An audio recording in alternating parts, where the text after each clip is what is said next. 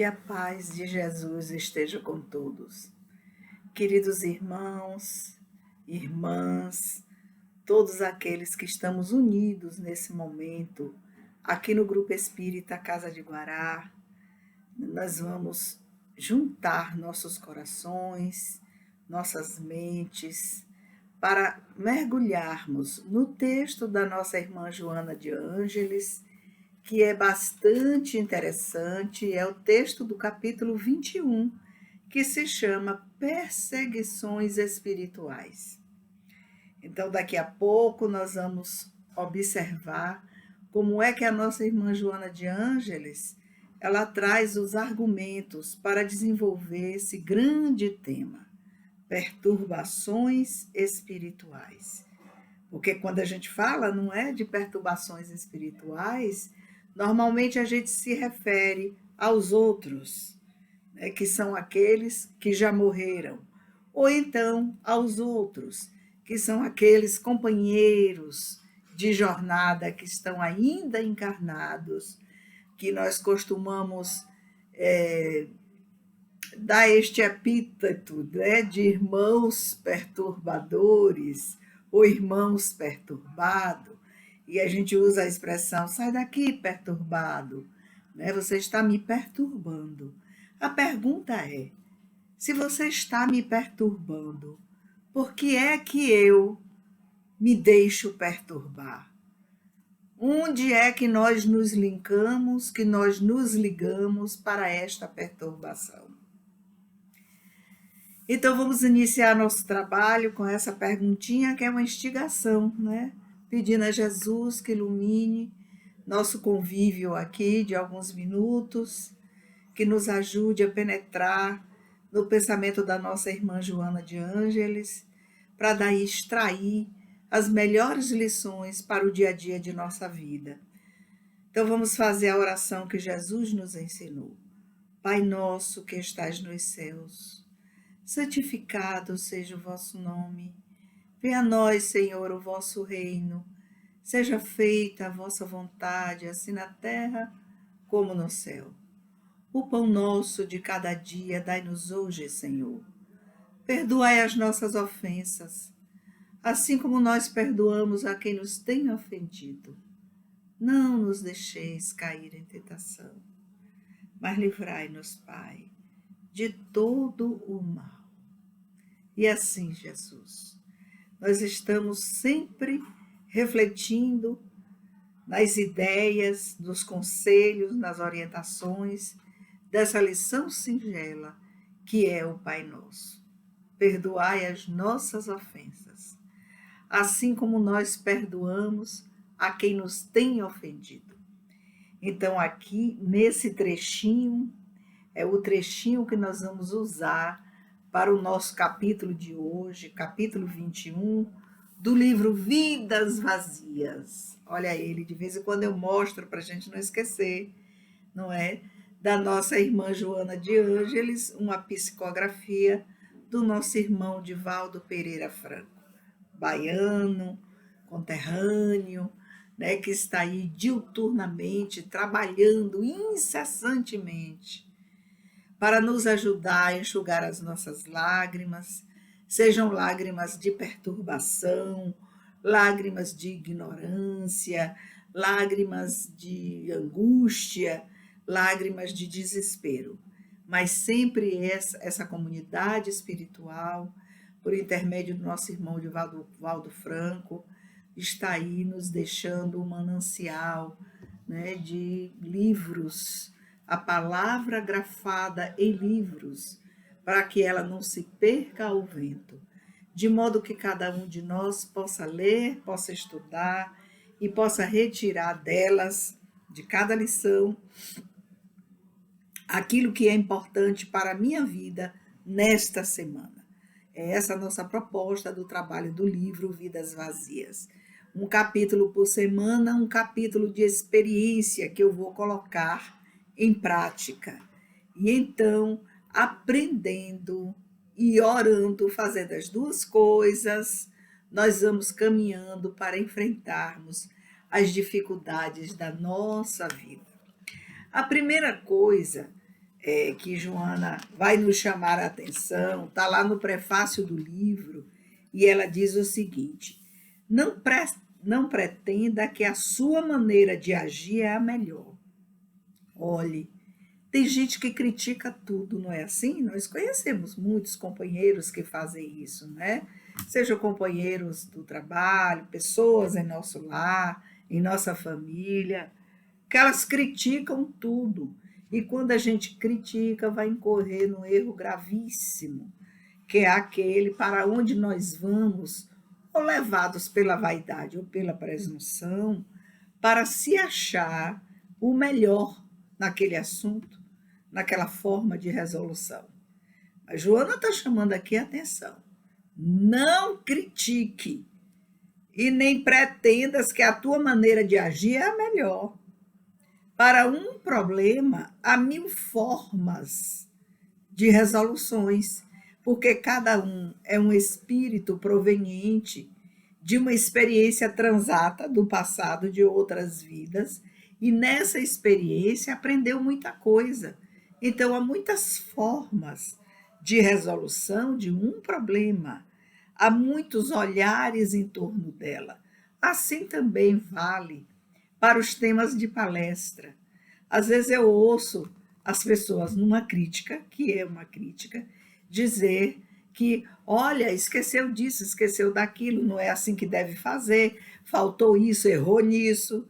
E eu nunca ouço dizer, acertou, ó, foi uma avaliação muito boa que a pessoa fez em sua palestra a respeito desse ponto de vista, mas também existem outros pontos de vista. Sabe por quê?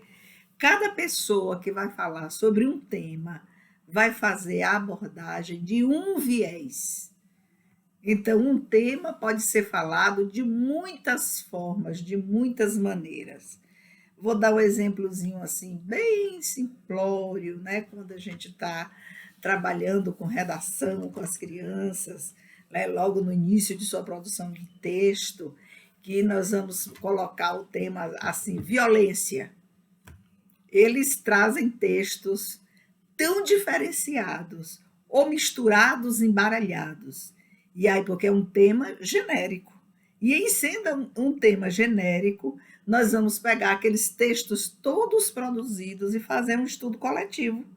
E nós vamos ver os que estão embaralhados, misturados, vamos desembaralhar. Como é que a gente desembaralha? Aqui você abordou violência doméstica, aqui você abordou violência no trânsito, e assim a gente vai desembaralhando e eles vão ampliando, não é, o seu acesso intelectual ao tema violência, trazendo esse exemplo para qualquer tema, nós vamos ver que nós precisamos aprender tanto a apreciar a fala de nossos irmãos encarnados quando estão nessa tarefa, né, de fazer live, de fazer pequenas palestras. Quando eu digo pequena, porque são palestras que não chegam a 50 minutos, assim como nós fazemos na Casa de Guará e outros grupos fazem, não só na área espírita ou espiritualista, como também na área da educação, na área empresarial. E nós vamos ver que nós precisamos ter essa cuidade, né, de desembaralhar as ideias, de modo que tenha uma maior clareza para aqueles que nos ouvem. Então, hoje, se eu perguntar a vocês, qual é o tema que nós estamos falando? Estamos falando de perseguições espirituais. É um tema genérico, porque essas perseguições espirituais têm muitas perguntas, muitas. Por exemplo, quem é que me persegue espiritualmente? Um vivo ou um morto? Por que que esse vivo me persegue? Ah, ele é só um amigo. Não, ele é um companheiro de trabalho. Não, uma pessoa da minha família. A gente já está desmanchando as ideias para ter uma maior clareza. Aí voltamos lá para aquele texto que Joana coloca como a ideia principal, né? Que está naquela folhinha azul lá, que antecede o próprio capítulo. Não pretendas que a tua maneira de agir é a melhor. Vamos aprender. não é a melhor. Certamente é de grande utilidade para a sua realização pessoal, de grande utilidade para a minha realização pessoal. Então, qual é a minha realização pessoal? Pergunta complexa. Sabe por quê? Eu venho de uma trajetória de experiências em outras existências. Aí tem gente que tem trajetórias nos palácios, ou seja, palácios do rei, ou então do Palácio Papal. Outras pessoas vêm de outras trajetórias de pessoas comuns, outras vêm de outras etnias, né? Pode ser um povo, você tem uma experiência de muitas reencarnações dentro de uma cultura, por exemplo, uma cultura indiana, e de repente você começa a renascer aqui nas Américas. Mas você tem um traço que você aprendeu lá naquelas repetidas reencarnações na Índia, por exemplo. E aí, ao reencarnar, a começar a se adaptar, a começar a respirar na cultura das Américas, você vai colocando novas informações a que você já tinha. Mas lá, quando você viveu, né, nessas culturas antigas, né, em outras reencarnações, é possível e é provável, e muito provável, que você tenha feito muitos inimigos. Inimigos, eles ocorrem quando a gente tem uma diversidade de opiniões, e nossas opiniões, elas não são iguais, porque sempre há aquele desejo de submeter o outro ao que eu penso, ao que eu acho, ao que eu escolho, a minha cultura, a minha forma de ver, a minha forma de pensar. Então, eu estou a certa e todo mundo está errado. Não é assim? Vocês sabem, porque nós convivemos com muita gente e sabemos como é difícil convivermos com alguém que quer ter razão em tudo, né? Aquilo que eu costumo dizer é o dono do suposto saber. Na linguagem comum, no senso comum, a gente vai dizer o famoso doutor Sabereta, né? O doutor Sabereta, ele sabe de tudo, ele não deixa nem você terminar uma frase, porque ele já supõe que ele sabe o que você pensou, e aí então ele já avalia, ouve, avalia, analisa, julga e sentencia. Eu acho isso incrível. Eu digo, meu Deus, como pode transitar num segundo por tantas instâncias complexas para se fazer uma avaliação que termine no julgamento? Quanto mais quando você julga e já sentencia. Vocês convivem com isso, é por isso que ela vai dizer: a tua maneira de agir, não pretenda que seja a melhor. Ela é de grande utilidade para você, é de grande utilidade para mim, para a minha realização pessoal. Aí já vai o recado da diversidade e já vai o recado do respeito pela opinião do outro, como o outro tem sua leitura de vida e de mundo. E uma outra coisa importantíssima que Jesus já nos ensinou, que é a questão do exercício da fraternidade. Se você não consegue, na diversidade de opiniões, fazer o exercício da fraternidade, está perdido. Nós vamos terminar caindo na vala dos perturbadores, de toda a ordem, que também o termo perturbador é um conceito genérico, né, que nós precisamos desembaralhar aí. Ela vai dizer: a sua experiência não serve de referência para as realizações das outras pessoas. A sua experiência é sua. Ela é fruto aí, ó, dessa vida toda que você tem, de reencarnações, para aprender a ser melhor. Todo esse texto de Joana vai ser um convite ao autoconhecimento, vai ser um convite ao mergulho em você mesmo, é um convite à jornada do herói. Se vocês ainda não leram nada sobre a jornada do herói, tá na hora. Vai lá no Google, Jornada do Herói, livros. A gente vai encontrar, né, livros muito interessantes na área da mitologia, na área da filosofia, na área da psicologia analítica. Nós vamos encontrar essa figura do herói né? O herói não é só aquele herói de guerra, né, que ganha a batalha. O herói, nesse trânsito da filosofia, da psicologia, da espiritualidade, o herói sou eu sou a heroína de mim mesma. Vocês são os heróis de vocês mesmos. Né? Falar em heróis, me referindo a vocês, eu estava, só um parênteses, lembrando que ontem, já de madrugada, eu estava estudando sobre linguagem neutra. Vocês já ouviram falar nisso? Linguagem neutra? Então, é um movimento que está aí no planeta Terra para a mudança, né, da gramática, para o uso dos pronomes de gênero masculino e gênero feminino. Não estranhem quando vocês forem pesquisar que aqui no Brasil a proposta é, porque nós temos gêneros definidos na gramática, né? É seu, é sua, é ele e ela, e muita gente estranha com a saudação, que faz sem pensar, eu acho, que é sem pensar. Por exemplo, boa noite a todos e a todas. É a primeira proposta dessa linguagem neutra. O que é linguagem neutra?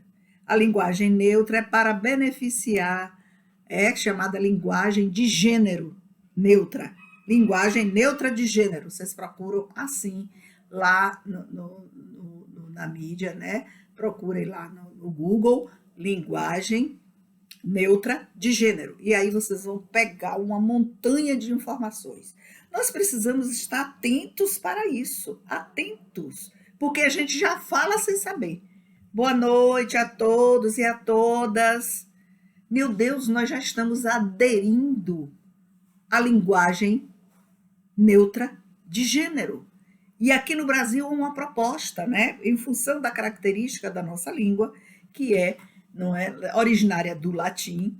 Então todas as línguas neolatinas estão dentro dessa trajetória aí de se fazer uma alteração. Esse livro, esse lápis é dele, esse lápis é dela. Agora a gente vai ter que falar diferente. Esse lápis é Dilo. Dilo é uma linguagem neutra de gênero. E Dilo pode ser qualquer pessoa não binária, binária, né? Que é outra linguagem que nós ainda não aprendemos, mas é bom a gente fazer uma pesquisazinha para estarmos atentos aos movimentos sociais que estão aí alterando tudo. Porque na hora que chegar, vai matricular o seu filho que usa uma linguagem neutra de gênero, você vai dizer, o que é isso? Eu nunca ouvi falar. Não, vamos aprender antes. Matriculou o filho, qual tipo de linguagem que vocês estão usando aqui? Meu Deus, olha o livro do meu filho, isso é Dilo. Eu nunca ouvi falar isso, tem um erro. Não, não tem. Não tem um erro. Esse aí é um movimento grande, foi criado. Eu não vou usar o tempo nosso aqui para falar sobre isso, porque vocês podem pesquisar, né, que nós estamos vivendo dentro disso, mas não estamos acordados. É isso que o Joana nos chama a atenção. Sai da consciência de sono. Sai da consciência de sono. E desse privilégio enorme que nós damos ao próprio ego. É o que ela está chamando a atenção aqui. Você pretende que a sua maneira de ver é a melhor maneira de agir, é a melhor maneira de ser, e não é. Você está nadando num rio enorme, sozinho, quando milhares de pessoas já estão avançando em todos esses movimentos sociais, culturais que estão aí, nadando como uma grande boca que tenta engolir os incautos. Então, o conselho dela, você não é referência para realizações das outras pessoas. Você não é referência. Mas dizer isso, quando eu li a primeira vez, eu falei, meu Deus, que tapa no ego Joana está dando. Se eu não me acho uma referência, aí nós vamos ter um equilíbrio, né? Entre você ser aquela pessoa, não, eu não sou referência para ninguém. Não, não é mesmo. Ninguém é referência para ninguém. A única referência segura que nós temos aqui no planeta Terra para o Ocidente é Jesus de Nazaré. É a única referência. Aí alguém vai dizer, e meu pai e minha mãe não são referências? São referências. Mas veja, tem um mundo de gente aí sofrendo porque acolheram essas referências. E eles terminam reproduzindo as referências. E Joana de Ângeles nos diz nesse texto que a única referência que a gente tem e deve ter daqueles que cuidam de nós, vai além de pai biológico e mãe biológica, mas dos cuidadores, é a referência do amor. Essa é a única, porque ela diz que a referência do amor não lhe causa nenhum sofrimento. A referência do amor, se você recebe, se você recebeu de seus cuidadores, de seus pais, não é que seja em qualquer modelo familiar que seja, você está seguro para continuar, porque você tem um porto seguro. Tenham os seus pais ou algum dos seus genitores já voltado para o mundo espiritual ou não, há sempre alguém que é uma referência de amor em nossa vida. Todas as pessoas têm, todas, ainda que elas optem pela agressividade, pela perturbação, mas há uma referência de amor. Então, esse texto fantástico a respeito de perseguições espirituais, a Joana vai falar, né? Ela vai trabalhar sobre a questão muito da morte e o morrer. Ela vai dizer que esse trânsito entre a morte e o morrer, o início do texto, ela está trabalhando sobre a morte e o morrer, né? Que a morte não é mais do que a separação do corpo biológico e a própria essência, isso nós já aprendemos, não é isso? A outra coisa que ela chama atenção, cuidado, que nós estamos retidos nos hábitos. E quando nós vamos fazer a transição para o morrer, que não é a morte, né? A morte é a morte biológica, é a perda das funções vitais do corpo biológico, e aí então nós vamos começar a nossa caminhada para o morrer, para depois acordar nessa outra dimensão, né? Que tudo é um só, porque tudo está em tudo, a gente tem explicado isso, e ela diz que é como a construção de uma casa. Assim, no sentido de que objetivos você tem na vida. Você pretende construir uma casa? Você pretende reformar sua casa? Você pretende ampliar sua casa? Que quando a gente vai morrer, no processo do morrer, quando eu falo morrer, perda do corpo biológico. Porque a perda do corpo biológico ela se dá de muitas maneiras, né? Pode ser longa, né? Você vai ficar acamado, você vai ficar cadeirante, você vai levar esse longo tempo de reflexão na sua vida, né? Sofrendo enfermidades necessárias para a sua reabilitação e também para aqueles que cuidam de você. Então, todas as pessoas ali estão envolvidas no processo. Mas o morrer, você vai trabalhar o morrer com a marca daquilo que você é, com seus hábitos e suas aspirações. E muita gente, depois que acorda no mundo espiritual, né, levanta os mesmos hábitos, e ela vai chamar a atenção, nós não estaremos sozinhos, nem encarnados, nem desencarnados, porque cada pensamento que a gente emite, toma esse pensamento como uma referência de verdade para você, você não está sozinho. A você, pelas vibrações energéticas, pelos pontos de vistas que você adota, que são pontos de vistas limitantes, se agregam milhares de pessoas que pensam igual, que sentem igual, que têm hábitos semelhantes. Então, quando a gente acorda no mundo espiritual, provavelmente muita gente não vai ter esperando algum familiar que a gente imagine. Ou porque o familiar já reencarnou, já voltou. Então, a gente pode até encontrar um outro familiar que a gente nem lembra, que está lá numa relação bem passada, né? Um tetravô. Não é tataravô não, viu, gente? Vou aproveitar aqui para corrigir vocês. A expressão tatara é popular, do senso comum, não existe na língua portuguesa. É tetra. Seu tetravô, seu pentaavô, pode ser que ele venha ali receber, ouvi-lo e receber essa multidão afim a seus hábitos, a sua maneira de agir, a sua maneira de pensar. E aí o grande susto, não é? Então, o texto todo da Joana, ela vem recomendar oração. Nunca se esqueça da oração, porque essa faixa de vibração de cada um de nós nos encontramos é uma faixa de vibração que tem relação direta com a questão da escala da evolução do planeta Terra. Onde está o planeta Terra na escala da evolução? É um planeta de expiações e provas, não é? Entre expiar e sofrer, existe sofrimento?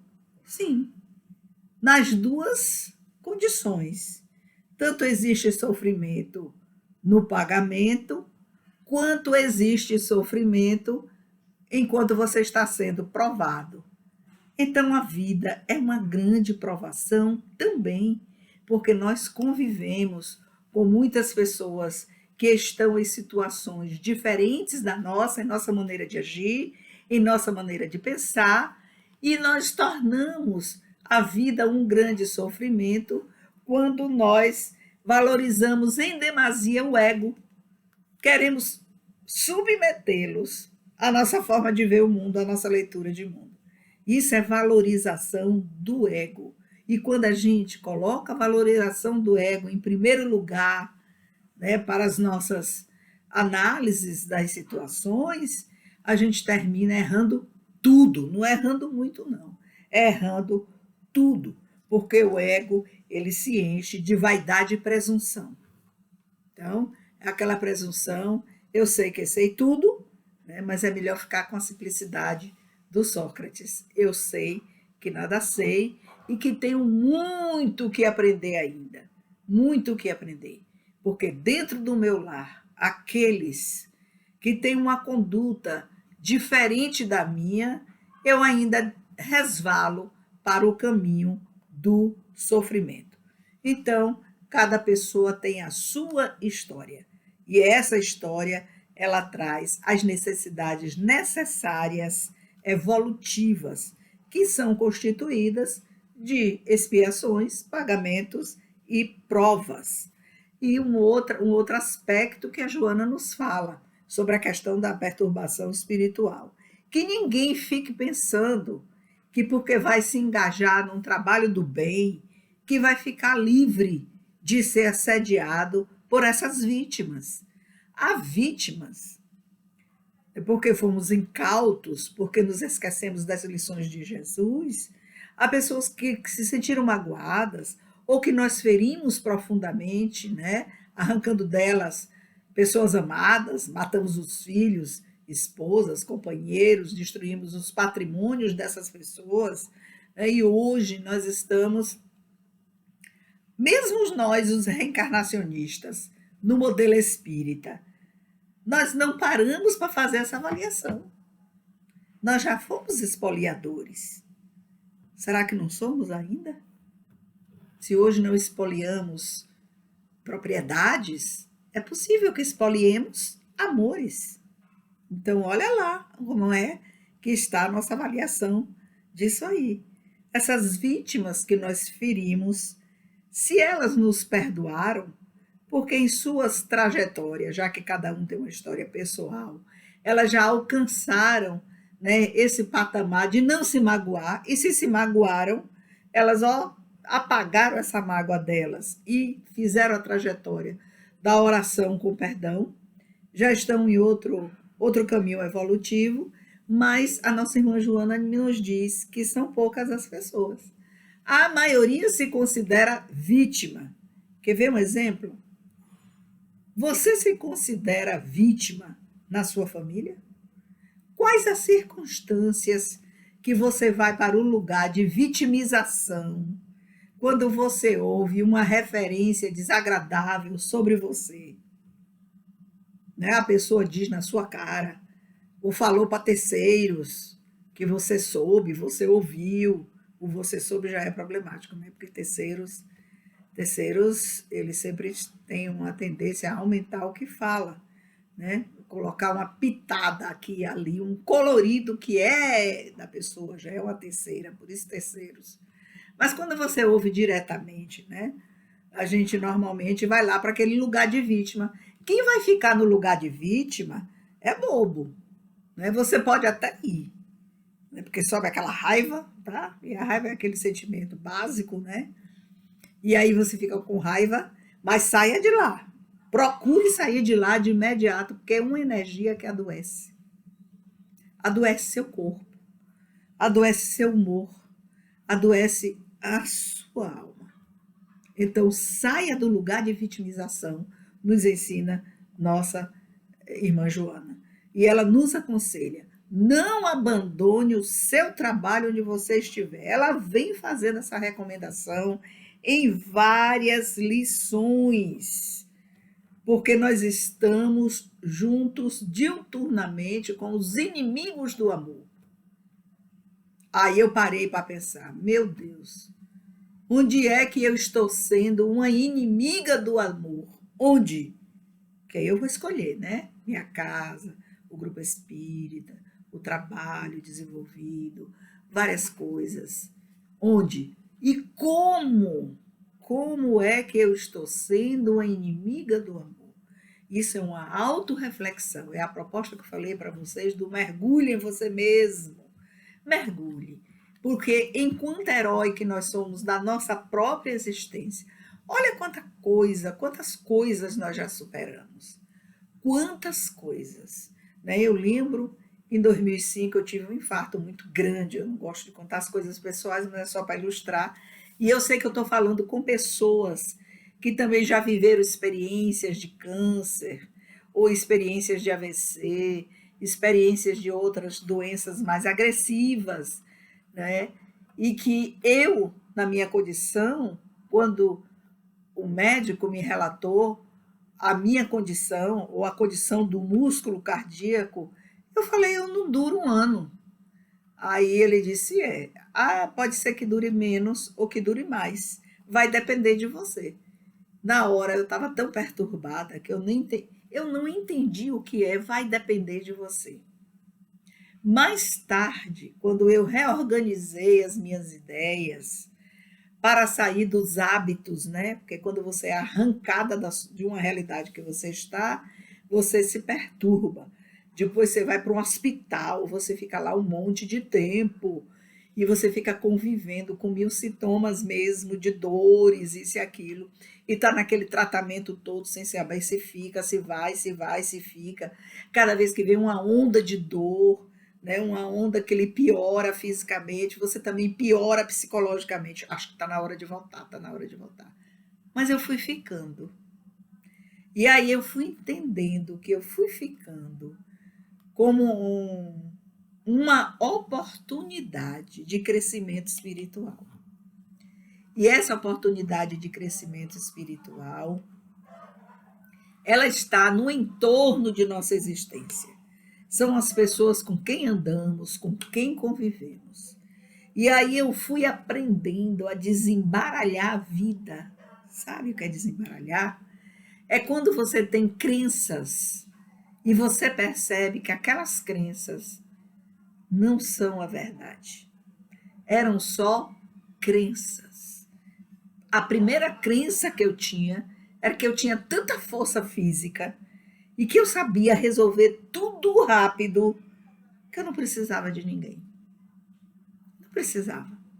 Porque quando eu pedia alguma coisa que era diferente do que eu achava que deveria ser, já era um problema.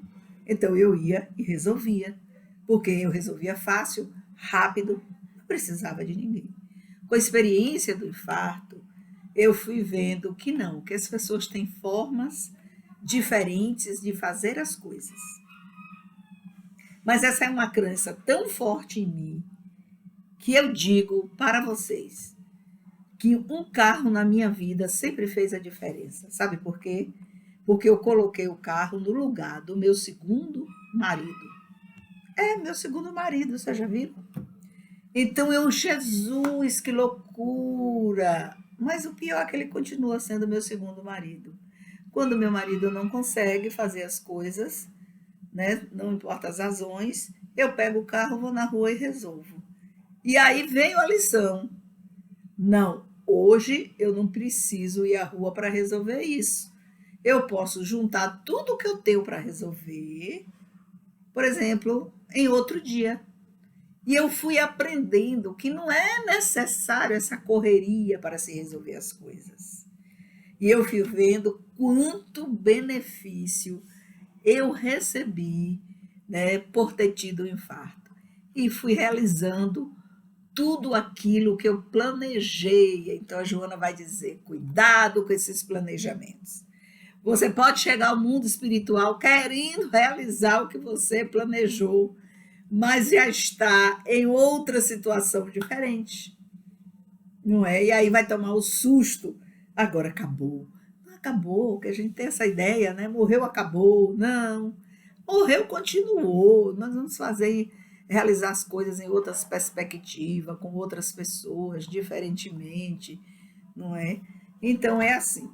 Então essa jornada do herói é uma jornada que vai nos levar, como diz nossa irmã Joana, a uma evolução do sentimento.